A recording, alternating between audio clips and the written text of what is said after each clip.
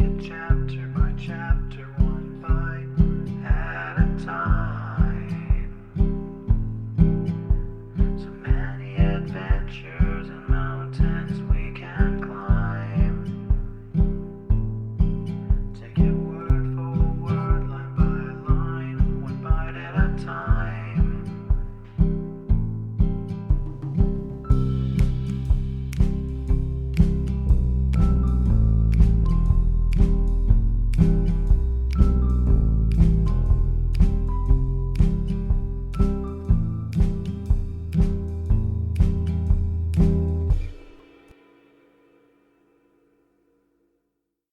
Welcome to Bite at a Time Books, where we read you your favorite classics one bite at a time. My name is Bree Carlile, and I love to read and wanted to share my passion with listeners like you. If you enjoy the podcast, tag us in your social media posts at Bite at a Time Books, and you'll be featured in our new Shout Out Saturday segment. At the end of each week, we'll be including a special Shout Out Saturday episode, featuring whoever tagged us that week. Be sure to follow my show on your favorite podcast platform so you get all the new episodes. You can find most of our links in the show notes, but also on our website, biteatatimebooks.com, includes all of the links for our show, including to our Patreon to support the show and YouTube, where we have special behind the narration of the episodes. We're part of the Bite at a Time Books Productions Network. If you'd also like to hear what inspired your favorite classic author to write their novels and what was going on in the world at the time, check out the Bite at a Time Books Behind the Story podcast, wherever you listen to podcasts.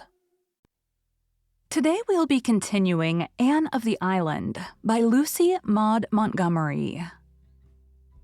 Chapter 39 deals with weddings. Anne felt that life partook of the nature of an anticlimax during the first few weeks after her return to Green Gables. She missed the merry comradeship of Patty's place. She had dreamed some brilliant dreams during the past winter, and now they lay in the dust around her.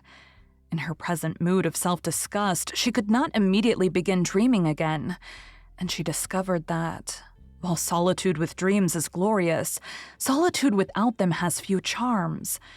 She had not seen Roy again after their painful parting in the park pavilion, but Dorothy came to see her before she left Kingsport. "I'm awfully sorry you won't marry Roy," she said. "I did want you for a sister, but you are quite right. He would bore you to death. I love him, and he is a dear sweet boy, but really he isn't a bit interesting. He looks as if he ought to be, but he isn't. This won't spoil our friendship, will it, Dorothy?" Anne had asked wistfully. "No, indeed. You're too good to lose. If I can't have you for a sister, I mean to keep you as a chum anyway. And don't fret over Roy. He's feeling terribly just now. I have to listen to his outpourings every day, but he'll get over it. He always does." "Oh? Always?" said Anne with a slight change of voice. "So he has got over it before?" "Dear me, yes," said Dorothy frankly. "Twice before, and he raved to me just the same both times. Not that the others actually refused him. They simply announced their engagements to someone else. Of course, when he met you, he vowed to me that he had never really loved before, that the previous affairs had been merely boyish fancies. But I don't think you need worry." Anne decided not to worry. Her feelings were a mixture of relief and resentment. Roy had certainly told her she was the only one he had ever loved. No doubt he believed it. But it was a comfort to feel that she had not, in all likelihood, ruined his life. There were other goddesses, and Roy, according to Dorothy, must needs be worshipping at some shrine. Nevertheless, life was stripped of several more illusions, and Anne began to think drearily that it seemed rather bare. She came down from the porch gable on the evening of her return with a sorrowful face. "What has happened to the old Snow Queen, Marilla?" "Oh, I knew you'd feel bad over that," said Marilla. "I felt bad myself. That tree was there ever since I was a young girl. It blew down in the big gale we had in March. It was rotten at the core." "I'll miss it so," grieved Anne. "The porch gable doesn't seem the same room without it. I'll never look from its window again without a sense of loss. And oh, I never came home to Green Gables before that Diana wasn't here to welcome me." "Diana has something else to think of just now," said Mrs. Lynde significantly. "Well, tell me all the Avonlea news," said Anne, sitting down on the porch steps, where the evening sunshine fell over her hair in a fine golden rain. "There isn't much news except what we've wrote you," said Mrs. Lynde. "I suppose you haven't heard that Simon Fletcher broke his leg last week. It's a great thing for his family. They're getting 100 things done that they've always wanted to do but couldn't as long as he was about, the old crank." "He came of an aggravating family," remarked Marilla. "Aggravating? Well, rather. His mother used to get up in prayer meeting and tell all her children's shortcomings and ask prayer for them. Course it made them mad and worse than ever." "You haven't told Anne the news about Jane," suggested Marilla. "Oh, Jane," sniffed Mrs. Lynde. "Well," she conceded grudgingly, "Jane Andrews is home from the West. Came home last week, and she's going to be married to a Winnipeg millionaire. You may be sure Mrs. Harmon lost no time in telling it far and wide." "Dear old Jane. I'm so glad," said Anne heartily. "She deserves the good things of life." "Oh, I ain't saying anything against Jane. She's a nice enough girl, but she isn't in the millionaire class. And you'll find there's not much to recommend that man but his money, that's what. Mrs. Harmon says he's an Englishman who's made money in mines, but I believe he'll turn out to be a Yankee. He certainly must have money, for he's just showered Jane with jewelry. Her engagement ring is a diamond cluster so big that it looks like a plaster on Jane's fat paw." Mrs. Lynde could not keep some bitterness out of her tone. Here was Jane Andrews, that plain little plodder engaged to a millionaire, while Anne, it seemed, was not yet bespoken by anyone, rich or poor. And Mrs. Harmon Andrews did brag insufferably. "What has Gilbert Blythe been doing to at college?" asked Marilla. "I saw him when he came home last week, and he's so pale and thin I hardly knew him." "He studied very hard last winter," said Anne. "You know he took high honors in classics and the Cooper Prize. It hasn't been taken for 5 years, so I think he's rather run down. We're all a little tired." "Anyhow, you're a B.A. and Jane Andrews isn't and never will be," said Mrs. Lynde with gloomy satisfaction. A few evenings later, Anne went down to see Jane, but the latter was away in Charlottetown, "getting sewing done," Mrs. Harmon informed Anne proudly. "Of course an Avonlea dressmaker wouldn't do for Jane under the circumstances." "I've heard something very nice about Jane," said Anne. "Yes, Jane has done pretty well, even if she isn't a B.A., said Mrs. Harmon with a slight toss of her head. "Mr. Inglis is worth millions, and they're going to Europe on their wedding tour. When they come back, they'll live in a perfect mansion of marble in Winnipeg. Jane has only one trouble. She can cook so well, and her husband won't let her cook. He's so rich he hires his cooking done. They're going to keep a cook and 2 other maids and a coachman and a man of all work. But what about you, Anne? I don't hear anything of your being married after your college going." "Oh," laughed Anne, "I'm going to be an old maid. I really can't find anyone to suit me." It was rather wicked of her. She deliberately meant to remind Mrs. Andrews that if she became an old maid, it was not because she had not had at least one chance of marriage. But Mrs. Harmon took swift revenge. "Well, the over-particular girls generally get left, I notice. And what's this I hear about Gilbert Blythe being engaged to a Miss Stewart?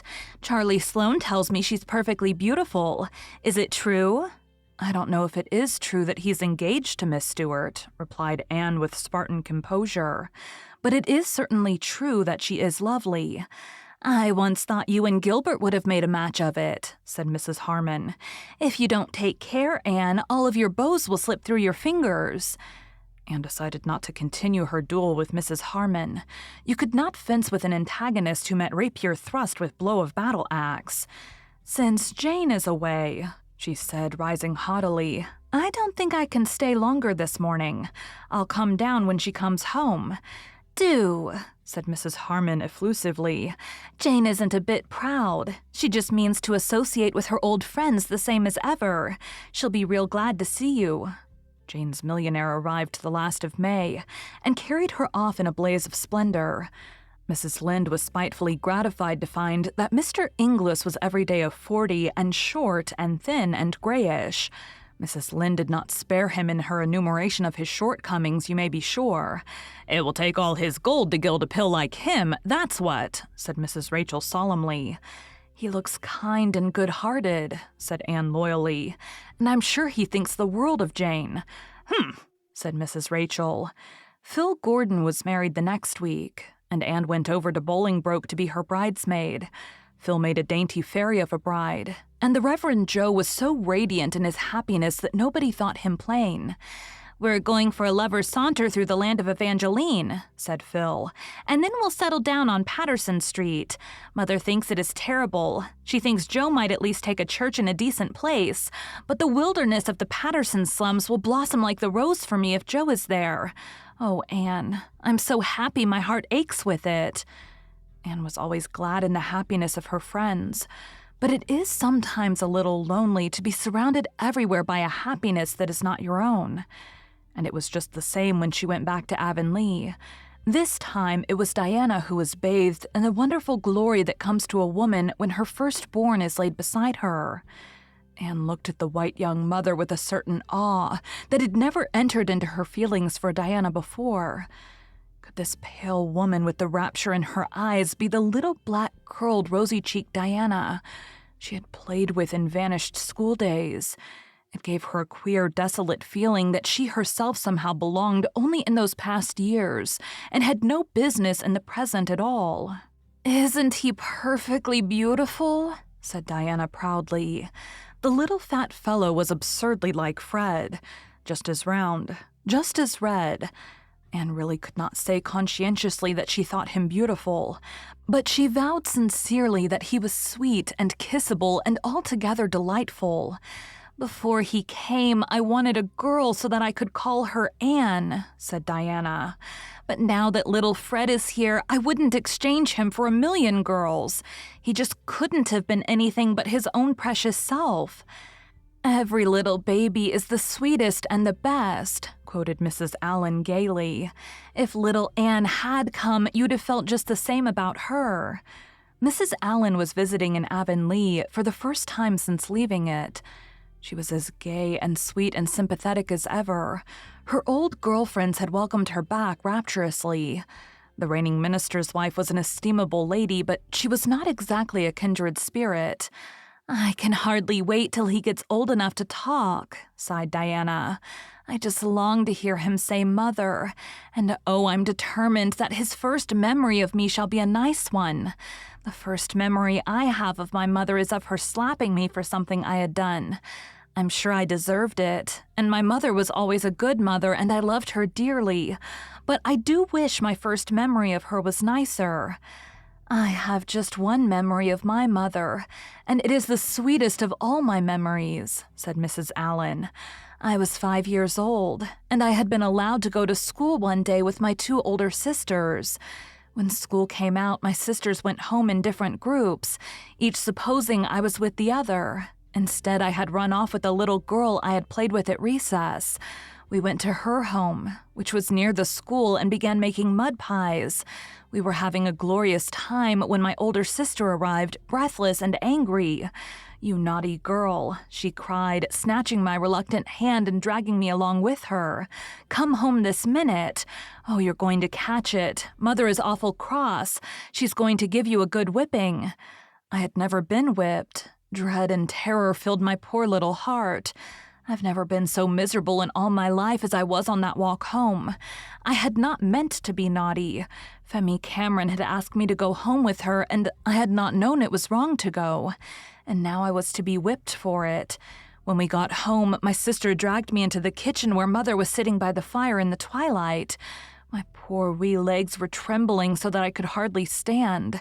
And Mother just took me up in her arms without one word of rebuke or harshness, kissed me and held me close to her heart. 'I was so afraid you were lost, darling,' she said tenderly. I could see the love shining in her eyes as she looked down on me.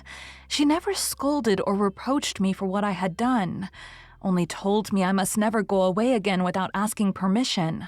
She died very soon afterwards. That is the only memory I have of her. Isn't it a beautiful one?"